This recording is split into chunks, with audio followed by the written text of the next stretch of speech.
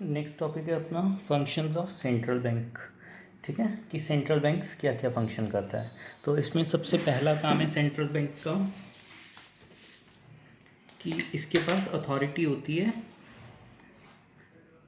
ठीक है, सबसे पहला है इसके पास अथॉरिटी होती है टू इशू करेंसी। ठीक, कि एक करेंसी इशू कर सकता है, करेंसी छाप सकता है, और किसी के पास पूरे इंडिया में अथॉरिटी नहीं होती कि वो पैसे प्रिंट कर सके। Central bank has got the sole right, sole मतलब होता है अकेला, ठीक है, alone right, sole right to issue currency notes and coins. Notes और कॉइन्स इशू कर सकता है एक्सेप्ट, यानी कि एक चीज़ छोड़ के कि जो 1 रुपये वाला नोट और कॉइन जो है वो कौन प्रिंट करेगा, वो गवर्नमेंट ऑफ इंडिया प्रिंट करेगी। ठीक है, सिर्फ 1 रुपये की जो अथॉरिटी है वो गवर्नमेंट ऑफ इंडिया को है।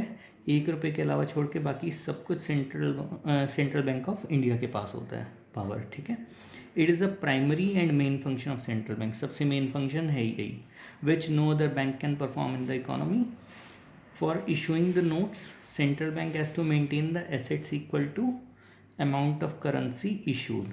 ठीक, जब नोट्स इशू करते हैं तो सेंट्रल बैंक को एसेट्स भी मेंटेन करने पड़ते हैं कि जितना करेंसी वो इशू कर रही है उतने उसके पास एसेट्स भी होने चाहिए। ये एसेट्स किस फॉर्म में हो सकते हैं, गोल्ड कॉइन्स की फॉर्म में हो सकते हैं और फॉरेन करेंसी की फॉर्म में हो सकते हैं। ठीक, पहला फंक्शन। सेकंड फंक्शन है बैंकर, एजेंट और एडवाइज़र टू गवर्नमेंट, कि गवर्नमेंट का बैंक भी है ये, एजेंट भी है उसका और एडवाइज़र भी है। Central bank perform all those function for government as commercial bank perform for its customer, यानी कि जो भी ये Punjab national bank, state bank of India, ठीक है, ये जो भी बैंक्स हैं यानी कि जो कमर्शियल बैंक्स हैं एक तरह से, ये जो सर्विसेज अपने कस्टमर्स को देते हैं वही सेंट्रल बैंक गवर्नमेंट को देता है। ठीक है, सेम काम है बिल्कुल।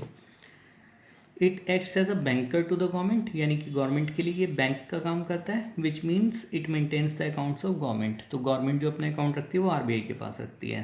ठीक है, and sometime grant loan to the government as per their need, और उसको लोन भी देती है जब ज़रूरत होती है। It also acts as an agent of government, government के एजेंट का भी काम करता है, मतलब कि जो सिक्योरिटीज़ की परचेज सेल होती है गवर्नमेंट के बिहाफ पे। ठीक, एंड टाइमली और ठीक है, मतलब ये वो वाला काम भी करता है और गवर्नमेंट को एडवाइस भी देता है फाइनेंशियल मैटर्स पे, यानी कि जो पॉलिसीज़ वगैरह फाइनेंशियल पॉलिसीज जो भी लेके आता है वो आरबीआई लेकर आता है। ठीक है, तो गवर्नमेंट को वो हेल्प भी करता है साथ साथ में। ठीक, उसके बाद बैंकर्स बैंक, बैंक का भी बैंक होता है। ठीक है, यानी कि गवर्नमेंट की तो हेल्प करता ही था। ठीक है, अब थर्ड पॉइंट क्या निकल के आया कि ये जो बैंक है उसका भी बैंक है। Central bank also performs the function of banker. ठीक, जो सेंट्रल बैंक होता है वो फंक्शन परफॉर्म करता है बैंकर का for other banks in the economy.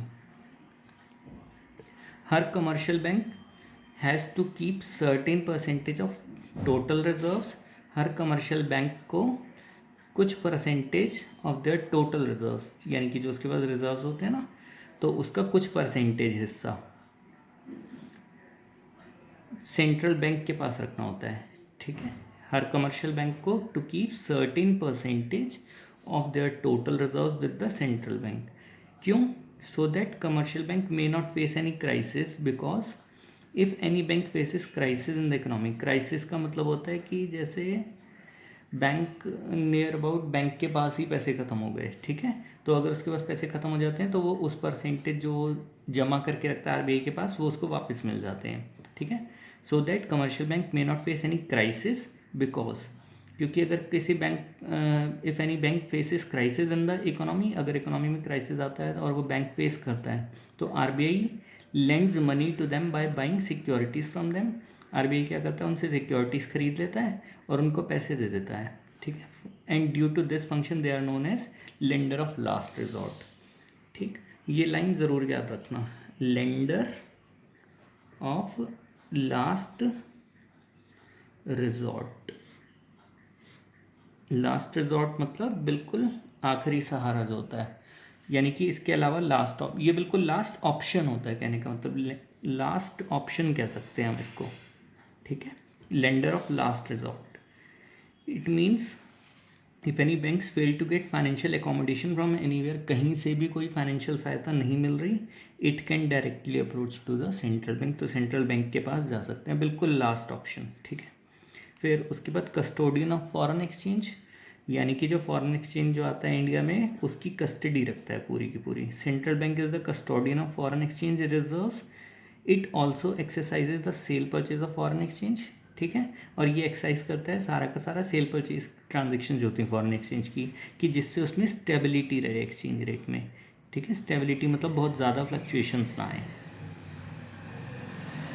ठीक है, ज़्यादा कम बढ़ती ना हो, मतलब एक लेवल तक मेंटेन रहे। क्लियरिंग हाउस फंक्शन, अब क्या होता है, central bank perform the functions of a clearing house, ठीक है। यानी कि जैसे आप लोग चेक देते हो ना एक दूसरे को, ठीक, तो ऐसे ही काम ना ये जो क्लियरिंग हाउस फंक्शन है, क्या होता है कि जैसे बैंक ए ने बैंक बी को चेक दिया, ठीक, तो ये जो चेक होता है ना ये आरबीआई के थ्रू के जाता है, ठीक है। इसको हम बोलते हैं आरबीआई इस चेक को क्लियर करता है, ठीक है। तो ये किस तरह का फंक्शन इसका पूरा होता है, यहाँ पे क्लियरिंग हाउस वाला फंक्शन भी पूरा हो जाता है। Central bank perform functions of a clearing house, if a cheque is drawn by one bank to another then cheque is clear through their accounts in the central bank, ठीक है। जो इनका सेंट्रल बैंक में account होता है वहाँ पर ही मतलब इस चेक की क्लियरिंग होती है। ये अवॉइड करता है कि बैंक ए और बैंक बी अपने आपस में कौन सी ट्रांजेक्शन ना करें, कैश ट्रांजेक्शन ना करें आपस में, ठीक है। It avoids transfer of cash transfers between bank, ठीक। अगला छठा पॉइंट, कंट्रोलर ऑफ क्रेडिट या मनी सप्लाई, वो तो मैंने तुम्हें बताया था कि ये मनी पे कंट्रोल रखता है, वो तो मनी क्रिएट करता था। कमर्शियल बैंक भी जो पिछला क्वेश्चन हमने किया था कैसे करता था, प्रोसीजर पढ़ा था, और ये भी कंट्रोलर होता है, ठीक है। कंट्रोल ऑफ क्रेडिट या मनी सप्लाई, क्रेडिट कंट्रोल या money supply in the economy means to increase और decrease the volume of credit, यानी कि कभी बढ़ाना और कभी घटाना the volume of credit in the economy as per requirement, जैसी ज़रूरत होती है देश की उसके हिसाब से। RBI performs this function in the economy, RBI इस फंक्शंस को परफॉर्म करता है बाय अडॉप्टिंग वेरियस मेथड्स, ठीक। The instrument use for credit control is of two types, दो तरह के होते हैं, एक तो क्वालिटेटिव क्रेडिट कंट्रोल होता है और एक क्वांटिटेटिव होता है। Qualitative credit control refers to control of credit, उल्टा पढ़ रहा हूँ देखो टर्म को, qualitative credit control refers to control of credit by RBI according to quality of borrower, control of credit by RBI according to quality of borrower, term याद हो जाएगी पूरी की पूरी, ठीक है। एग्जाम्पल इसमें सच एज मार्जिन रिक्वायरमेंट या मॉरल सोल्यूशन, एग्जाम्पल्स इसके लर्न कर लेना, क्योंकि इन चीज़ों को समझना ठीक नहीं है कि हाँ दो वर्ड्स के लिए हम और ज़्यादा टाइम स्पेंड करें अपना, ठीक, क्योंकि काफ़ी डिटेल्ड चीज़ें हैं बतानी, तो बेटर है कि दो एग्जाम्पल इसके याद कर लेना, margin requirement and moral solution. उसके बाद बी पॉइंट हमारे पास क्वान्टिटेटिव क्रेडिट कंट्रोल, ये चीज़ें ना आपको टाइम टू टाइम समझ आ जाएगी, जब बड़े हो गए और क्लासेस में फिर रिपीट होती हैं कई चीज़ें, कई चैप्टर्स रिपीट होंगे तो उसमें आपको डिटेल्ड में पढ़ाई जाएंगी, तो इसमें कवर अप हो जाएगा, इतने ज़्यादा सोचने की नीड नहीं है इसमें, ठीक। Quantitative credit control refers to control of credit, वही पॉइंट अकॉर्डिंग टू द, यहाँ पे क्या वर्ड आएगा, क्वांटिटी ऑफ क्रेडिट, ठीक है, quantity of credit. It involves bank rate, CRR, open market operations, इसके भी एग्जांपल आप लोग याद कर लेना। तो इसमें 6 फंक्शन आए, अगर याद करो, ए से 1 पॉइंट आया, बी से 2 पॉइंट आए, सी से 3 पॉइंट आए, ठीक। अथॉरिटी थी इशू करने की, बैंकर था, एजेंट था, एडवाइज़र था गवर्नमेंट के लिए, और बैंक के लिए भी बैंक था, ठीक है। 2 पॉइंट इसमें कवर अप हो गए, एक इसमें, 2 इसमें, 3। चौथा पॉइंट था कि कस्टोडियन था फॉरेन एक्सचेंज रिजर्व्स का, क्लियरिंग हाउस फंक्शन और क्रेडिट कंट्रोल करता है, ठीक है, ये मनी सप्लाई को कंट्रोल करता है। तो सी से हमारे पास 3 पॉइंट थे, हमारे 6 पॉइंट हो जाएंगे इसमें कवर अप, ठीक। फिर उसके बाद अगला है डिफरेंस, कि सेंट्रल बैंक और कमर्शियल बैंक में देखो क्या डिफरेंस होता है, वही सेम पॉइंट्स आएंगे सारे के सारे।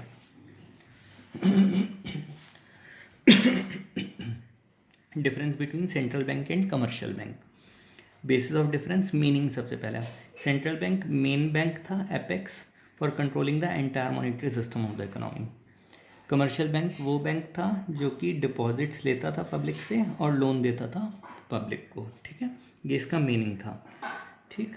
फिर उसके बाद supply of money, it regulate supply of money, ये रेगुलेट करता है और ये भी साथ साथ हेल्प करता है, it contributes to supply of money by credit creation, ठीक है।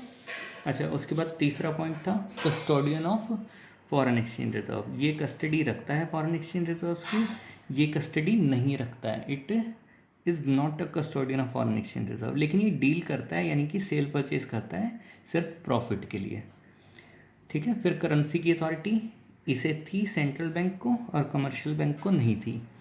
पांचवा पॉइंट फोकस, इसका फोकस था कि ग्रोथ और स्टेबिलिटी मेंटेन रहे और इसका जो फोकस था वो प्रॉफिट पर था। और ये चैप्टर हमारा यहाँ पर फिनिश हो जाएगा, ठीक है। यहाँ पे देखो इसमें जो पॉइंट्स थे एक बार बता देता हूँ। देखो ए से ये वाला पॉइंट आ गया था अथॉरिटी वाला, ठीक। फिर मतलब पॉइंट नंबर फर्स्ट उसके अकॉर्डिंग, ठीक है। एक आ गया था कस्टोडियन वाला पॉइंट आ गया ये वाला, ठीक, ये भी उसमें कवर अप हो गया था। और एक point supply of money, money supply वाला जो पॉइंट किया था आखिरी, छठा कंट्रोलर ऑफ क्रेडिट। तो 3 पॉइंट तो इसी में से निकल आए, करेंसी अथॉरिटी, कस्टोडियन और कंट्रोलर ऑफ क्रेडिट वाला, ठीक है। 3 पॉइंट्स तो इसी में से आ गए, मीनिंग अलग से लिखना ही हमें और एक पॉइंट अलग से जो तुम्हें लर्न करना पड़ेगा वो सिर्फ फोकस रह जाएगा, जो 5वां पॉइंट लर्न करना है बस, ठीक है। पूरा चैप्टर यहाँ पे हमारा ख़त्म हो जाएगा फिर कंप्लीट। है इसमें एक टॉपिक है वो कट हुआ है तो वो वाला नहीं कर रहे अब हम, ठीक है। ये चैप्टर हमारे यहाँ पर फिनिश हो जाएगा पूरा।